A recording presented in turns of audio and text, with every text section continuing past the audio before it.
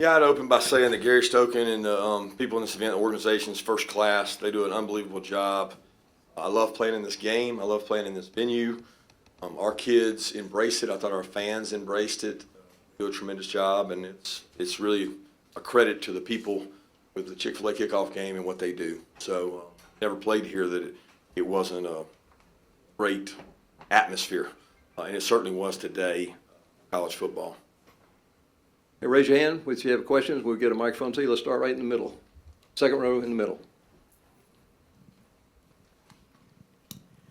Kirby, I know you guys try to prepare for everything. Could you have imagined a better execution and just performance by your offense in particular, but your defense didn't give up a touchdown today either? I was really proud of the way our kids played. You know, we tried to talk about coming out and playing as we were hunting, and we wanted to play connected football. That was all we talked about all week. We're going to play connected. We're going to play aggressive. We're going to be the hunter. Kids kind of bought into that theme, and they like playing here. Offensively, we did execute at a high level, which you have an experienced quarterback and you have experienced players, you can do that. I thought Coach Monken and his offensive staff had a good plan.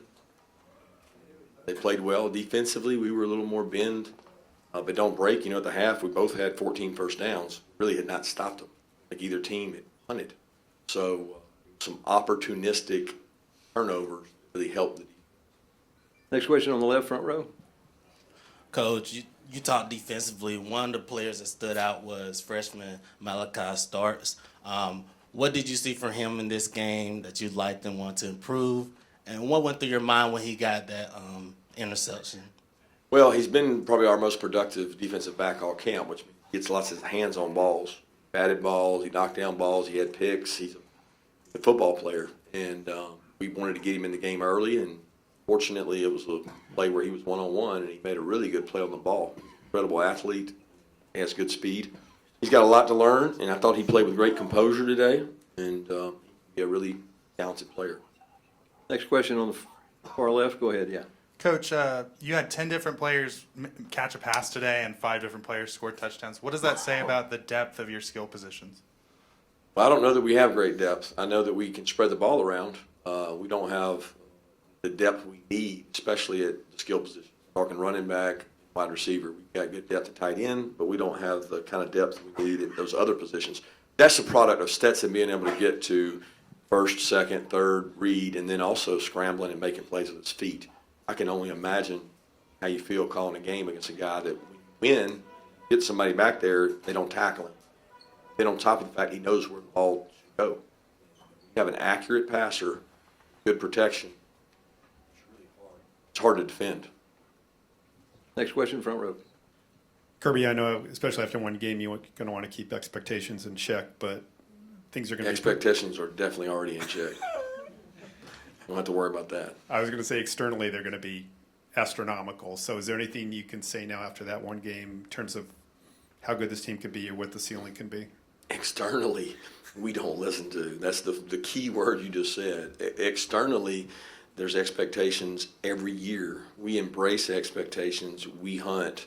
We go do the best job we can, and if it falls short, it falls short. But I don't look at it from the expectation standpoint. I look at it like, what can we do better? How do we improve? How do we get more players playing winning football? Because everybody in this room knows we're going to lose somebody. Somebody's going to be injured throughout the year, and how do we get them better? But the expectations I have is for our guys to play at their best and our coaches to prepare at their best, and I think that our guys really did that this game. Question in the second row. Hey, Coach. I was wondering if you could comment on the D-line and their ability to get pressure today. Yeah, I don't know. I didn't think we didn't have any sacks, did we? No, it's hard to sack Bo Nix. Hard. He's smart. He knows where to go with the ball. Their plan on third down was to throw the ball before you got there. You know, we had some pressures called, and doesn't matter if you throw the ball in 2.1 seconds. And they screened us a lot. So you're not going to get many sacks in that. We've got good rushers. We got guys that'll be productive. But we knew going into the game, he's hard to get on the ground. I mean, he probably got out of 3 or 4 sacks, and our guy got out of 3 or 4 sacks. That's the difference in college football right now, is not having those negative lost yardage plays, and you just throw it away and you go win the next play. Question front row. Coach, Christopher Smith, right before he had the big interception, had horse collar tackle penalty. But what does that say, and what kind of message does that give to the rest of the defense of, next play, forget about the last one? Yeah, he embodies that. He's next play mentality. That's all we talk about is next play. We had a guy jump offside, next play. We had a guy hold, next play. So, you got to play the game. And if you have too many next play mistakes, you won't win football games. But you have to play the next play as if nothing happened. And I thought, we had several guys make some mistakes today that overcame those. Okay, next question in the back over here, and then we're going to go to the third row in the middle. Yeah, Coach, before the game got out of hand, right there before the half, you guys had 21 pass attempts to just 9 runs. Is that just something that was available today, or is that something we should look into for a bigger narrative that's probably not there? I don't know. I mean, you take what the defense gives you, right? And if they're willing to give you a chance to make those plays and throw the ball around, I mean, we think Stetson does it well. We think we got good skill players. Scoring points is the name of the game. So we want people that want to come play in this offense. And I think when you watch what they did today, if you're watching from home, you're saying, man, I'd love to play in that offense. They throw the ball around, they toss it around 30 for 37 for how many yards? I don't know. I mean, he threw the ball really well. So passes, he threw a lot of passes for a lot of yards. And I think that's a credit to the offensive staff for the planning they had. Kirby, a lot's been made about the tight end talent you have, but what's the value of having a third-year coordinator with guys at the skill positions like McConkey, A.D. Mitchell, McIntosh that have experience in this offense? Yeah, it makes games like this much easier, right? It's kind of like the reverse of last year. We had guys on defense in those same spots, and they were really comfortable and confident, and it was reverse of that this year in terms of offense. You got to realize we went against that for 2 scrimmages with our defense, and it's frustrating because you got a guy that you can't get on the ground. He makes a play. You got good skilled players. If people execute at a high level and do their job, then you become hard to stop and you become efficient. And I think that we could be more explosive because some of our explosives came off broken tackles. But we want to be able to throw the ball down the field and we want to be able to spread the ball around. Okay, on the left here. Yeah, second row, go ahead. Yeah, Kirby, it seemed like y'all have made a conscious effort to get both Kenny and Kendall the ball, throwing it to him out of the backfield. Just what did you see from those two as, like you mentioned throughout the fall, you look to replace the production from James Cook as a receiver? Yeah, I think you want to get the ball to players that can make plays and make people miss. So when you start ranking the chart, you say, okay, who do you have that are going to make people miss and extend plays? Kenny's one of those guys, but we've got several other guys at tight end that can make people miss, receivers that can make people miss. So you become hard to defend the more people you have that can touch the ball. But none of that happens without the quarterback and the offensive line to make that happen. And they were very efficient today. Let's go to the back row here, and then I'll come back to the front. Back on the left. There you go. Yeah, Kirby, Stetson career high passing yards today. Obviously told he's the starter off season. Is there anything to that, or is it just he went out there and played within himself? I mean, yeah, there's something to him being the starting quarterback the whole time, right? Like if we had rotated 1s and 2s and you guys had debated who the starter was, would he have played this well today? I don't know. I don't think Stetson really gets affected by anything I do, you do, or anybody does. Stetson lives in his own world, and he does a really good job of blocking out all the noise. The guy had a flip phone, okay, in 2021. So he doesn't really get into all that, and I think that's what his kind of edge is. All right, and he made some plays that he didn't make the right decisions on today, and he knows those. He knows his mistakes.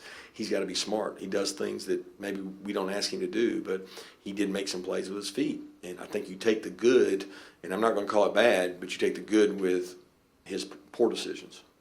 Front row in the middle, go ahead. Hey, Kirby, what was the question you wanted answered today, and did you get what you were looking for? Yeah, I want to come out and play aggressive. And I told our team, I don't care about the results of the game. I don't care about any. All I care about is did you come out and play aggressive? And we tried to make it really simple. And I thought they came out and played aggressive. I thought we called the game aggressive. I thought Coach Monken, I thought Coach Schumann did a tremendous job with both their staffs. Our staff is the best it's ever been. We got a great staff right now, and it's awesome because we've got a great. We've always had good staff, but we've got a really great staff right now in terms of guys enjoying to work together and putting plans together, and I thought they did a great job of doing that. We've got time for 2 more. Let's take one on the left and then the one on the back right. Go ahead on the left. Coach, talk to me a little bit. How was it to go up against the old friend and Dan Lanning? Well, it wasn't about Dan Lanning. It really wasn't. I saw him before the game. Got a lot of respect for him. We talked about talking after the game and telling each other tendencies or ideas we had to try to get better. We agreed not to share with other people because it only hurts both of us. And I got a lot of respect for Dan. You know, some of those players were out on that field. Dan Lanning recruited.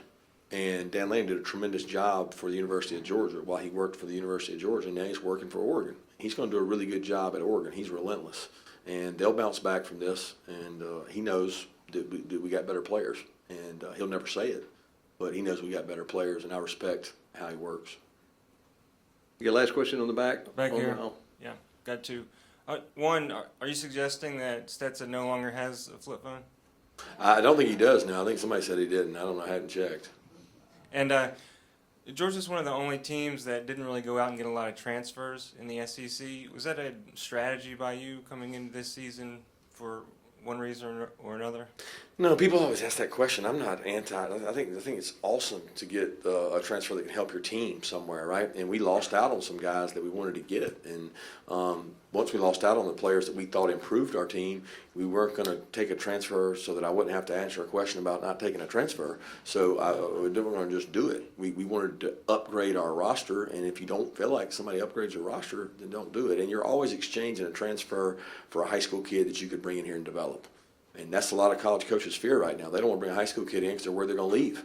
So you better do a good job of farming your own place and make sure they understand that it's not easy here. It's hard. But if you buy into hard, you'll be like those 10 other football players in there that are playing in the National Football League right now that are shaking their hands.